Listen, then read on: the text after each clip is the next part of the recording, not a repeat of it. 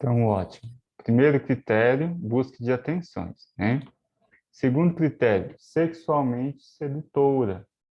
A interação com os outros é frequentemente caracterizada por comportamento sexualmente sedutor, inadequado ou provocativo. Então, a pessoa, ela seduz, sexualiza os comportamentos em ambientes e com pessoas de forma inadequada. E isso sem necessariamente haver da parte dela um interesse sexual. O que ela busca é se sentir conectada, que a outra pessoa está ali com a atenção voltada para ela. Então, é como se ela mendigasse a atenção do outro e a esse serviço ela usa a arma que tem, que é o corpo. Então, ela sensualiza, sexualiza o comportamento. Então, a aparência e comportamento de indivíduos com esse transtorno são, em geral, sexualmente provocativos. Decote, roupa muito curta, roupa muito colada, ou sedutores de forma inadequada. Esse comportamento é voltado não somente às pessoas por quem o indivíduo tem interesse romântico ou sexual, mas ocorre também em uma grande variedade de relacionamentos sociais, ocupacionais e profissionais, além do que seria apropriado para o contexto social. Então, primeiro, a pessoa necessita ser o centro das atenções. Segundo, como que ela consegue isso? Muitas vezes se valendo da sedução e da sexualização do comportamento. E isso de forma inadequada e generalizada em todos os seus contextos. Inclusive aqui, gente, com o clínico, né? Com o psicólogo, com a psicóloga. Então, vai tentar, é o padrão de comportamento, vai tentar seduzir. E essa sedução, ela pode vir como uma sedução romântica mesmo, ou como uma sedução através de elogios, através de presentes, né? Que é manter aquela conexão do clínico para ela. Labilidade. Exibe mudanças rápidas e expressão superficiais das emoções. Transtornos de humor, geralmente, ele tem a questão da labilidade, né? A pessoa muda de humor muito rápido e as emoções, por mais que ela coloque uma dramaticidade, você consegue perceber que aquela dramaticidade não condiz com a profundidade da emoção. É uma pessoa com emoção superficial e tenta passar uma profundidade através da dramatização. Aparência física. Usa reiteradamente a aparência física para atrair atenção para si. Então, aquela pessoa com uma roupa muito, que geralmente muito ligada à sensualização do corpo também. Roupa muito provocante, as cores muito chamativas, tom de maquiagem, ou decote, roupa muito curta, esse tipo de situação. Os indivíduos com transtorno usam reiteradamente a aparência física para atrair atenção sobre si. São excessivamente preocupados em impressionar os outros por meio de sua aparência e dedicam muito tempo, energia e dinheiro a roupas e embelezamento. Pessoa com esse transtorno passa muito tempo em salão, muito tempo no shopping gastando dinheiro com roupas. Ela precisa estar sempre impecável, porque a aparência é uma arma para manter a atenção do outro.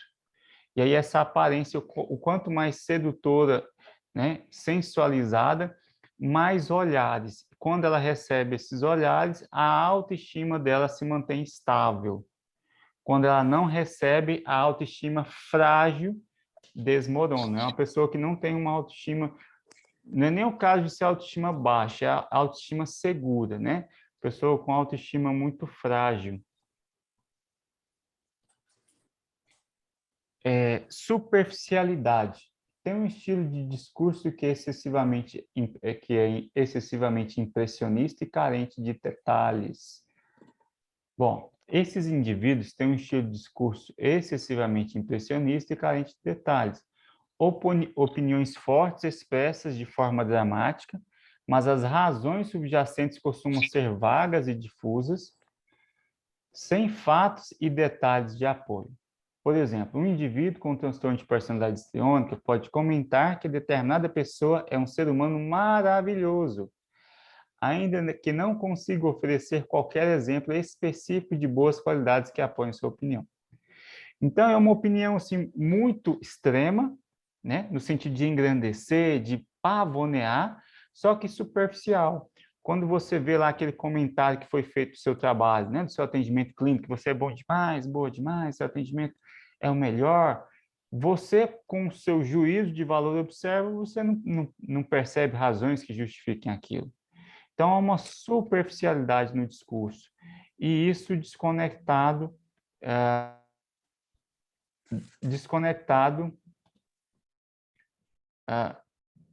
do contexto, desconectado de comportamentos, de situações que evidenciem que aquilo há algum apoio na realidade. Teatralidade. Mostra autodramatização, teatralidade e expressão exagerada de emoções. E aqui as emoções são superficiais, né? O nível de sentir as emoções são superficiais, e ela cuida dessa superficialidade das emoções, dramatizando, expressando de forma teatral, né? Comportamentos ali muito expressivos, gestos, gritos, chamando para si a, a atenção. Então, indivíduos com esses transtornos são caracterizados pela autodramatização, pela teatralidade e pela expressão exagerada de emoções. Podem envergonhar amigos e conhecidos pela exibição pública excessiva de emoções, abraçar conhecidos casuais com entusiasmo demasiado, chorar de forma inconsolável em ocasiões sentimentais de importância menor, ter ataques de raiva repentinos por coisas pequenas. Então, as emoções são desproporcionais, né? Assim, a teatralidade carregada naquela emoção. Suas emoções, no entanto, frequentemente parecem ser ligadas ou desligadas com muita rapidez para serem sentidas em profundidade. Então, ela oscila aquilo ali muito rápido, né?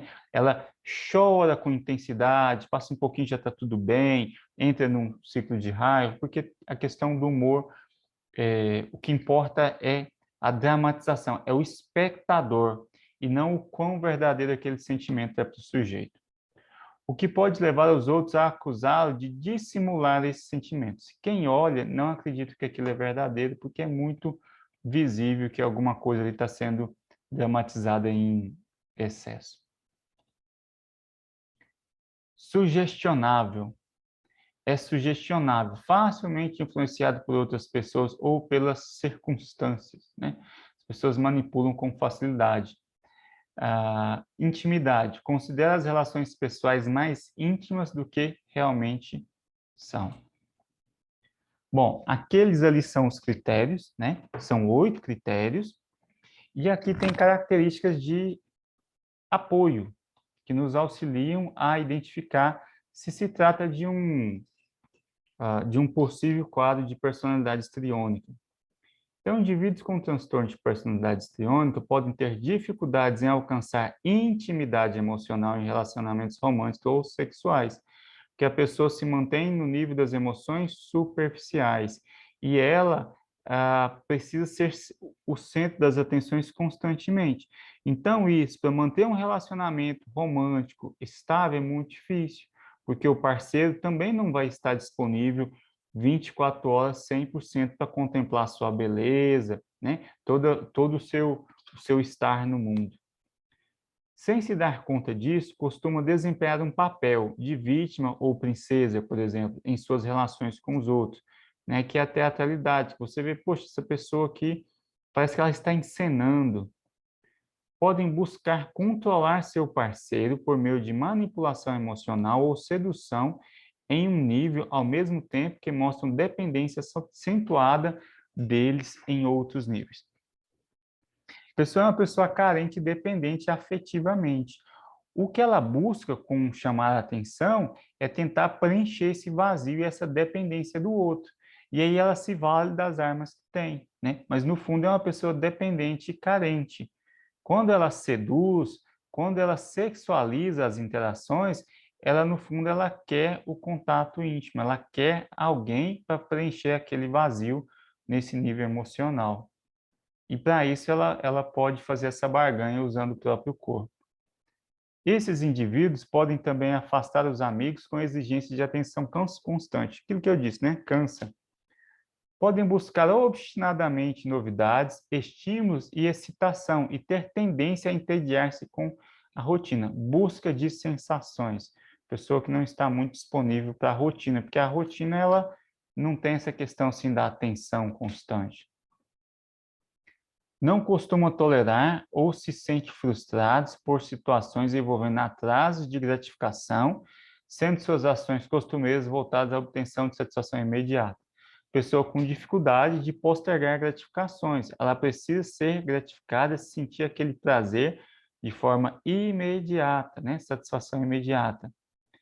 Embora com frequência comece um trabalho ou projeto com entusiasmo, seu interesse pode se dissipar rapidamente. A pessoa oscila muito de emprego, ela abandona projetos, tem dificuldade em se engajar em tarefas de longo prazo. Por quê? Porque ela tem uma característica de personalidade que é a busca de atenção. Pessoas com características de personalidade de busca de atenção, elas precisam sentir no nível sensorial aquela adrenalina do novo, aquele frio na barriga. E isso, em tarefas de longo prazo, não existe, né? Quando você começa uma tarefa nova, você se sente um pouco ansioso, aquele frio na barriga, aquela empolgação só no começo. Depois entra um processo normal da consciência que é formar o hábito. Então, o hábito para essas pessoas com esse traço de personalidade é insuportável. Geralmente elas não engajam. Relacionamentos de longa data podem ser negligenciados por dar espaço à excitação de novos relacionamentos. Mesmo caso, né? Relacionamento de longa data cai no hábito, na rotina, perde esse interesse da busca de sensação. O risco real de suicídio não é conhecido, mas a experiência clínica sugere que esses indivíduos estão sob risco aumentado de gestos e ameaças suicidas que realizam com o intuito de obter atenção e coagir os demais a oferecer melhores cuidados. Então, a pessoa que pode manipular, é difícil, né, distinguir isso, mas pode manipular ameaçando uma tentativa de suicídio com o propósito de manter a atenção do outro, de manter a conexão do outro. Aqui entra a teatralidade. Com frequência, os transtornos de personalidade borderline, narcisista, antissocial e dependentes ocorrem de forma concomitante. Então, pode ter comorbidade com esses transtornos, que são os transtornos do mesmo espectro, que compartilham alguns traços, né, alguns marcadores em comum. São os transtornos que podem ter risco de comorbidade. Bom, aqui a gente fechou. Falando de traços de personalidade, quais são os principais traços de tudo isso que nós falamos?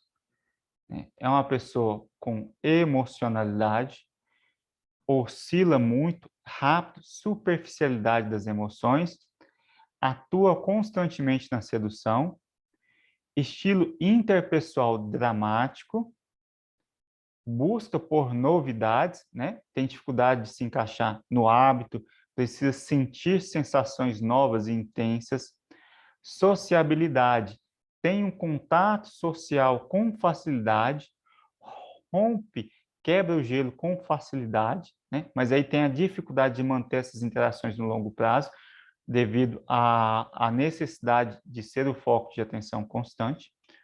O charme, pessoa charmosa, né, ligada à sedução. Impressionabilidade, né? Ela chega arrasando, ela precisa impressionar, causar aquela impressão nos outros. E aí a tendência à somatização, né? Então, essa tendência à somatização é somatizar no corpo. Como forma até de buscar atenção, é uma pessoa que pode desenvolver transtorno somático, que pode ter alguma somatização dessa necessidade de atenção, de afeto, essa dependência no próprio corpo. Esse transtorno, o surgimento dele esteve muito ligado aos casos de histeria. Os casos de histerias relatados pela psicanálise são casos que se encaixam, de certa forma, no transtorno de personalidade histriônica. O transtorno de personalidade histriônica, ele é uma releitura desses casos de histeria, né? Que havia a conversão no corpo, a teatralidade, a necessidade de um espectador, né? A sensualização, a sexualização, era um transtorno muito ligado a questões sexuais.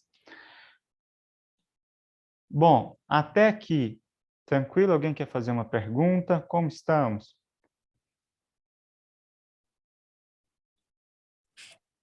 Márcio, é interessante, né? Acho que isso é um conjunto, trata-se de um conjunto de traços, né? Uhum, De indicativos, né? Porque quando você estava falando aí, me ocorreu uma amiga que ela acorda cedo e tal para arrumar a casa e ela se prepara, ela põe maquiagem e tal, só para arrumar a casa. uhum, Mas no caso dela, observando aí tudo que você falou, né? Não vejo como sendo, eu acho que ela não quer ser vista de forma desleixada. Eu acho que é mais um cuidado uhum, do que propriamente, porque ela não é uma pessoa que quer, ela não se coloca com todos os outros traços, né? Eu só estou aqui pensando, né, uhum, que a gente às vezes tem que ficar bem atento, né? Percebi que a uhum, gente precisa ficar atento de olhar uma sequência de coisas, né? Não é um único. uhum, Pode ser que a gente veja um ou outro desses e é preciso que, sei lá, pensei aqui, né, que a gente tente investigar mais, né, perceber uhum, melhor uhum. e aprofundar isso. Como é que é? Porque assim, só um marcador, ele não é suficiente, né? Essa figura da Marilyn Monroe é uma figura emblemática, assim, que ela tinha vários transtornos de personalidade e um deles era o histriônico, que é lembra dessa figura, que chega a pessoa no consultório, ela chega arrasando, te seduzindo, com roupa provocante, né? A fala dramática, oscila a emoção com muita rapidez. Qualquer pessoa em contato com uma pessoa assim vai sentir o estranhamento, a diferença. Sabe a curva normal? Foge da curva normal. É fácil perceber que tem alguma coisa ali que não está não tá dentro da curva normal, né? E aí quando a gente vai olhar o que é importante? É você realmente encontrar os marcadores, para que tenha segurança de que há uma questão de personalidade. E aí, dependendo do seu enfoque, você pode diagnosticar ou não, mas vai orientar o seu tratamento. Porque uma pessoa como essa, a orientação do tratamento é diferente. A forma com que você vai lidar com as ideações suicidas, né? A forma que você vai lidar ali ah, com a fala dos sintomas, né? A pessoa ela quer sua atenção. Então ela percebe que você gosta de sintomas, ela começa a descrever um quadro que você fica empolgado. Ela vai fazer uma transferência erótica, vai tentar te seduzir. Isso é o quadro. Esse é o seu paciente. Então ter noção desses marcadores vai te ajudar a saber lidar e a distinguir o que é do transtorno, né? Quando a pessoa está ali te seduzindo, não é porque você a última bolacha do pacote. Não, é o transtorno, aquele é o transtorno. Quando ela oscila e ela ameaça se suicidar, na verdade ela está se sentindo rejeitada. Aquilo é o transtorno.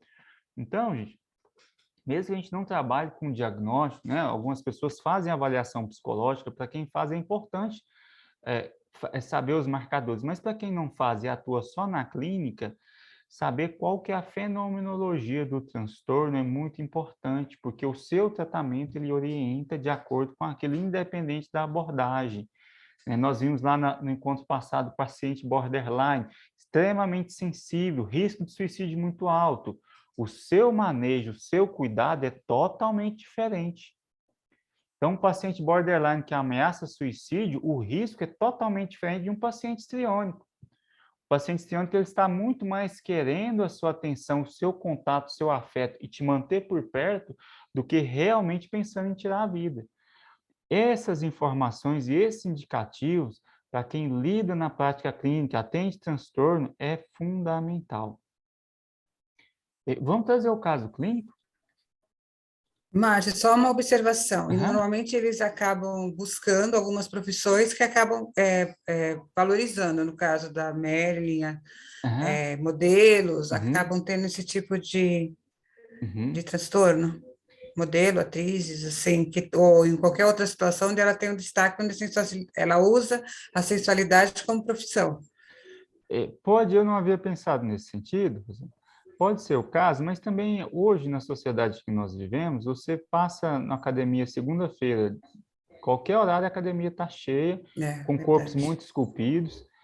É. Eu trabalho, por exemplo, perto de um parque muito bonito, e eu vejo muito assim pessoas muito fortes, sem camisas, com shorts muito curtos, homens mesmo, e muito musculosos, fazendo exercícios naquelas barras de parque, que a princípio aquele ele não vai tonificar nada, o que ele está fazendo é se exibindo. Uhum. Ele está se colocando no centro do palco. Então, Está se independente, ele apresentando. está se apresentando, ele quer o olhar. Aquilo ali é extasiante, é o gozo dele. Então, ele faz de tudo para aquilo. Se precisar, ele tira a roupa ali, porque ele quer apreciação. Então, assim, independente da profissão, a gente vê isso muito na sociedade que nós Qualquer vivemos. outra área, Qualquer área. Você vai no Instagram, né? é É verdade. aquela foto lá sensualizando, aquela foto lá mostrando uma vida que muitas vezes nem condiz, porque a pessoa precisa ser validada pelo olhar do outro. Isso é muito forte, porque aqui a autoestima é dependente, a autoestima frágil. Ela, ela não tem uma baixa autoestima, ela tem uma autoestima frágil. Pode ter um momento que a autoestima dela está inflada. Ela se sente a senhora, o Senhor Todo-Poderoso, mas por quê? Está sendo contemplado. E eu estou te perguntando, a esquizofrenia pode ter como comorbidade também esse tipo de transtorno? Não, na hora você falou do borderline, Não. Esquizofrenia é não? mais difícil, porque a esquizofrenia ela está muito ligada a um mecanismo de defesa que é projetar os seus objetos internos no mundo. A pessoa, o esquizofrênico, quando tem quadros de surto psicótico, ele tem essa questão a gente fala muito na psicanálise de objetos internos, que são as Hum. pessoas, as relações, né? Então ele não consegue viver isso no psíquico e ele projeta aquilo para o mundo. E aí ele alucina, ele delira. O mundo é perseguidor porque internamente ele tem muita perseguição, né? E aquilo a realidade que ele cria é uma parte da realidade psíquica que não coube dentro. Então, é um transtorno que tem um enfoque um pouco diferente. Esse aqui caminha muito perto do narcisismo, por exemplo, porque ser o centro das atenções no histriônico e no narcisista parece e se eu olhar só comportamento, né? Se eu olha aquele homem musculoso lá se exibindo, ele é um narcisista ou é um histriônico? Olhando só o comportamento é difícil, talvez eles caminham junto. Só que o histriônico depende do olhar do outro. E o narcisista, o outro vai olhar porque ele é o todo-poderoso, ele é o centro, ele é o gostosão, o bonitão, e as outras pessoas, ele faz um favor para as outras pessoas estando ali para ser contemplado. Então tem Entendi. uma relação um pouco diferente, né? É que eu já tive um paciente Hum, com diagnóstico de esquizofrenia, uhum, e no início tinha essa questão da sedução, assim, mas depois passou, mas no início eu percebia que tinha uma certa coisa, e ele é atleta de alto uhum, rendimento e tal, né? Mas assim, tinha uma questão um pouco assim, depois passou, por isso que eu uhum. tive, falei, será que tem uma relação? Mas nada a ver, né? Não, Outra coisa, Márcio, só um detalhe, a prevalência é o sexo feminino? é o sexo feminino. Só que a Hum, sociedade está mudando muito, né? Então você vê hum, muitos homens vaidosos ligados ao Homens. corpo, né? A gente percebe uhum, isso cada vez mais. Então, o uhum. DSM-5 aqui, a estatística dele, se eu não me engano, é de 2011, 2012. De lá para cá, a sociedade já se reconfigurou muito. Eu não sei como que isso aqui está na clínica, mas eu não imagino que o homem esteja ficando muito atrás, não. É, né? Aí outra pergunta, não sei se cabe, mas assim, Uhum. a pessoa que tem esse tipo de transtorno, ele é proveniente de quê? Qual que levaria ele a ter esse tipo de transtorno? Porque é de personalidade, foi lá no início, né? É, Lá é, na formação da personalidade. é. Olha, aqui é um ego muito inflado e é uma relação ligada à autoestima. Explicar, a gente teria que ir lá para a psiquiatria psicodinâmica, por exemplo, e explicar essas relações psicodinâmicas para entender como que surgiu. Mas a gente pode pensar, grosso modo, assim, a autoestima não se formou de forma segura, a pessoa ela não tem uma autoestima nem média, nem alta, ela é uma autoestima extremamente fragilizada, ela foi uma pessoa, no decorrer da história de vida dela, em que usar a aparência, de certa forma, trouxe benefícios, e ela percebeu que esse jogo de aparência, de que era muito bonitinha, ou que agradava, às vezes o comportamento sedutor desde a infância, aquilo trazia alguns ganhos, e aí o ambiente muitas vezes também poderia ter validado esse tipo de relação, né? De estar sempre muito bonita, sempre muito arrumada, de estar sempre muito dentro de um padrão, de quando a pessoa está ali, às vezes, desleixada, não se cuida, ela não tem valor. Então, se não tiver maquiada, cabelo feito, unha feita, isso é uma transição de valores do ambiente familiar mesmo. Agora, Certo. saber a explicação certinha, assim, eu não consigo te dar agora. A gente teria que pegar. Tem até um livro muito bom de psiquiatria psicodinâmica. Aqui a gente está descrevendo, né? O DSM tem isso, ele Sim. descreve. Mas aí, para explicar, seria bom a gente pegar uma psicodinâmica, a gente, numa oportunidade, pode até fazer, que é bem interessante, e explicar essas relações. Aqui a gente Não, pode tá lembrar, né? ótimo. Lembrar assim, por que a dependência do outro é tão importante? Em qual momento que o outro condicionou a sua presença? A presença do outro não é segura. Sabe quando você se relaciona com seu parceiro, com seus amigos, você confia que eles estarão lá. E ela não confia, essa pessoa que não confia, ela precisa constantemente estar seduzindo o outro, ela precisa do outro. E aí tem o detalhe de ser o objeto do desejo, né? De ser o foco lá do espectador. Então, muitas questões isso aqui. Bom, vamos no caso clínico, a gente vai conversando um pouco mais. A vida de Sandra sempre foi um palco. Pelo menos é assim que ela pensa. E azar de quem não teve a sorte de ser tão encantadora quanto ela. Desde o fim da adolescência, usa a sedução para conseguir o que quer. Quando a estratégia dá errado, apela para outros argumentos. Com pelo menos 2 ex-namorados, ameaçou suicídio. Bastou retomar o relacionamento para que ela dispensasse os rapazes. Fanática por boa forma e beleza, bate ponto diariamente na academia e muda de atividade física a cada modismo que surge.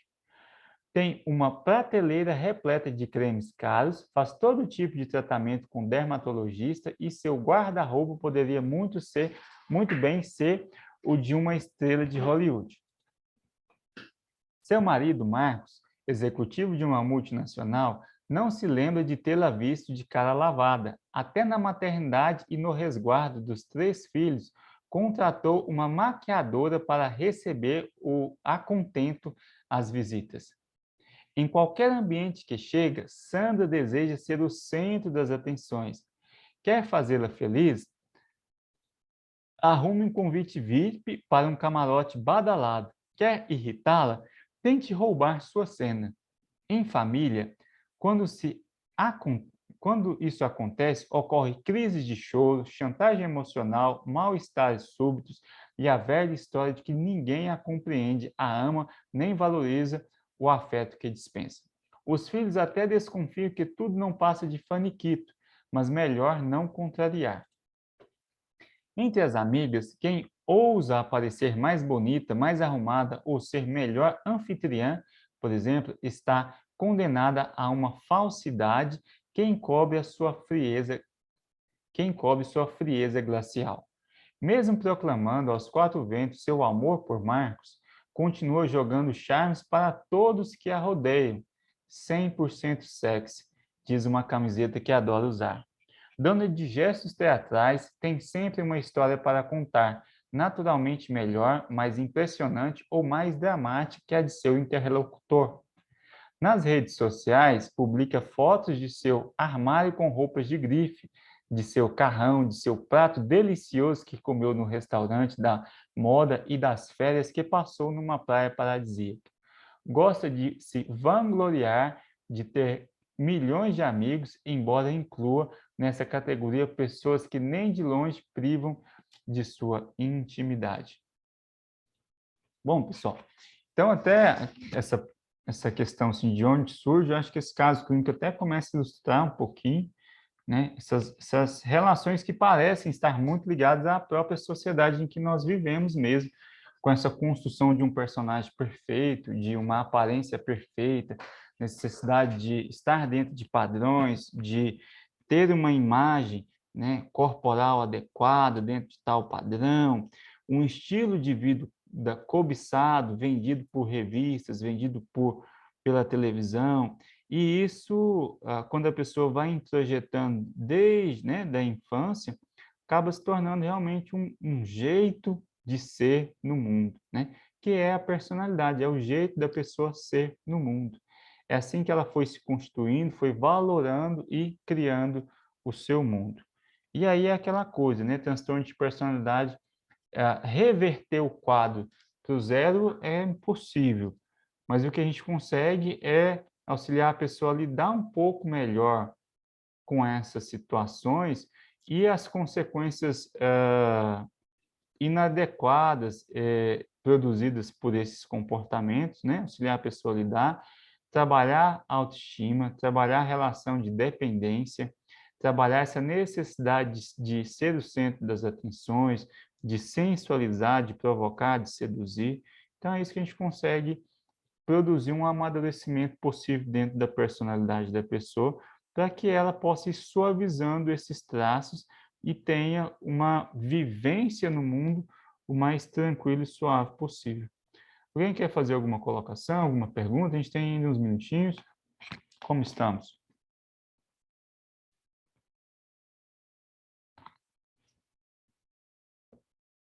Tranquilo? Ficou claro? Eu tenho uma pergunta, Marcos. Pode fazer.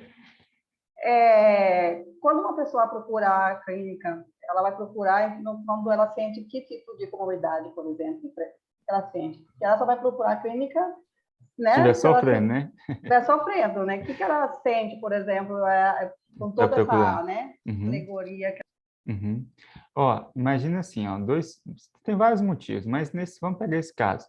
O marido dela, o Marcos, provavelmente não fica muito satisfeito de ver a esposa sendo o centro das atenções e seduzindo todas as pessoas, sexualizando para os outros.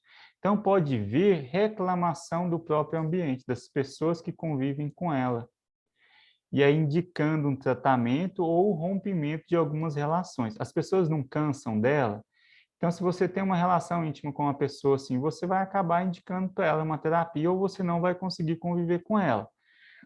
Quando ela vem para a terapia amando, né, o mandato foi de outra pessoa, é difícil ela encaixar, né, na terapia, engajar por ter uma motivação extrínseca. A motivação não é intrínseca. Então, torna mais difícil ainda o tratamento.